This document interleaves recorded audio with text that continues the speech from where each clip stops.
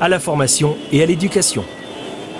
Une personne ou une famille qui arrive de l'étranger doit apprendre le français pour s'insérer, pour bien vivre parmi nous. Les parents étrangers souhaitent aussi transmettre leur propre culture à leurs enfants. Comment cela se passe-t-il? C'est ce que nous essaierons de découvrir chaque soir cette semaine dans une série de reportages tournés à Brest. Aujourd'hui, nous sommes à la cité scolaire de l'Artheloire. Chapitre 27. Photos de famille. Le français est encore une langue étrangère à leurs oreilles, mais chaque jour de moins en moins. Certains sont arrivés en France il y a 2 ans, d'autres il y a seulement 2 mois.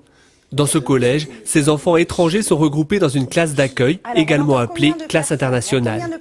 14 heures par semaine, ils quittent leurs camarades de classe français pour apprendre, à leur rythme, la langue française, l'histoire-géographie ou les mathématiques. La classe internationale, ça aide beaucoup à apprendre le français. C'est plus facile à s'intégrer au français, aux habitudes, à la langue même. Et avec les Français, on apprend plus parce qu'on parle, on se communique, on est toujours ensemble dans la même salle, dans les mêmes cours. Et comme ça, on apprend les Français en 2 façons. C'est la chambre. Cette classe accélère leur insertion. Elle leur permet de trouver rapidement des repères au collège, dans le dédale de couloirs, parmi les nombreux professeurs et parmi des collégiens dont ils ne comprennent pas toujours les comportements.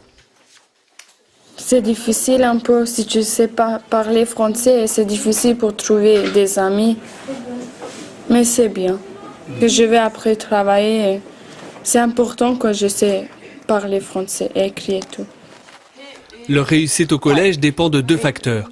D'une part, leur niveau scolaire dans leur langue d'origine à leur arrivée en France, et d'autre part, leur maîtrise d'un vocabulaire précis en français.